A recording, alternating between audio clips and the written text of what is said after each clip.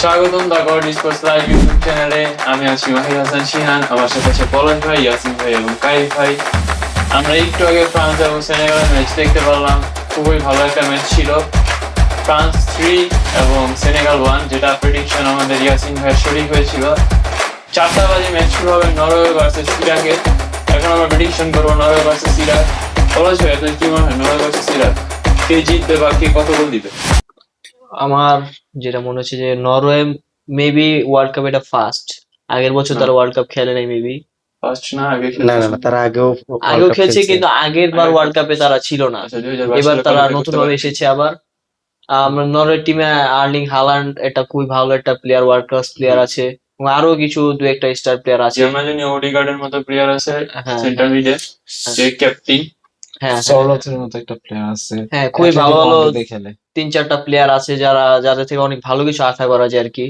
তো নরওয়ে এবার আমি যেটা দেখলাম তাদের পারফরমেন্স হিসেবে নরওয়ে খুব ভালো একটা টিম এবং খুব ভালো করবে আপনার এবার প্রেডিকশন বিশ্বকাপে। কি ভাই, কত গোল হতে পারে আর কি?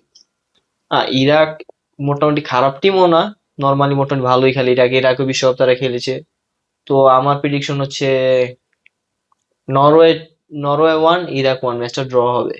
আচ্ছা, যাই হোক, আমাদের পলাশের প্রেডিকশন হচ্ছে নরওয়ে 1 ইরাক 1। এখন আমরা ইয়াসিন ভাইয়ের কাছে যাবো। ইয়াসিন ভাই, আপনার প্রেডিকশন কি নরওয়ে ভার্সেস ইরাক? কি মনে হচ্ছে আপনার? আমার কাছেও মনে হচ্ছে যে নরওয়ে উইন হবে, আর গোল হবে 1-0। নরওয়ে খুব নিঃসন্দেহে একটা ভালো টিম ইরাকের তুলনায়। ইরাকও যে খারাপ তাও না, কিন্তু জয়টা মনে হয় ইয়াই করবে, নরওয়ে করবে। তাহলে আমার আমাদের ধারণা। ইয়াসিন ভাইয়ের প্রেডিকশন হচ্ছে নরওয়ে 1 ইরাক 0। এখন আমরা কাইফ ভাইয়ের কাছে যাবো। কাইফ ভাই, সবার প্রেডিকশন তো নিলাম। এখন আমি একটা জিনিস ওয়ার্ল্ড কাপে খেয়াল করছি যে এখন পর্যন্ত কোনো এশিয়ান টিম হারে নাই। হ্যাঁ, এটা আমিও লক্ষ্য করছি। এশিয়ান টিম হিসেবে আমরা এশিয়ান হিসেবে আমাদের একটা গর্ব যে আমাদের এশিয়ান এখন পর্যন্ত কোনো টিম হারে নাই। আশা করি এই ম্যাচটাও ইরাক হারবে না। আমিও একসাথে একমত পলাশ ভাইয়ের সাথে, 1-1ই হবে হওয়ার চিন্তা ভাবনা আমার যেটা। কারণ প্রত্যেকটা টিম যেভাবে মানে ছোট ছোট দলগুলা যে ডিফেন্সিভ লাইন খেলতেছে বা যে টেকটিক ইউজ করতেছে, ওই অনুযায়ী যদি ইরাকে ধারাবাহিকতা ধরে রাখতে পারে, তাহলে আমার মনে হইতেছে ইরাকও একটা ভালো ফাইট দিবে নরওয়ের সাথে। নরওয়ে একটা ভালো টিম, অডিগার্ডের মতো একটা সেন্টার ফরওয়ার্ড আছে, তারপরে সেন্টার সিএমএফ আছে, তার হ্যালান্ড আর সরলথের একটা ভালো কম্বিনেশন দেখতে পারবো। কিন্তু ইরাক একটা ফালা দেওয়ার মতো না, ইরাকের ভালো টিম কতগুলো ভাই, আপনার প্লেয়ার আছে। prediction কি? আমার প্রেডিকশন আমার মতে 1-1 হবে।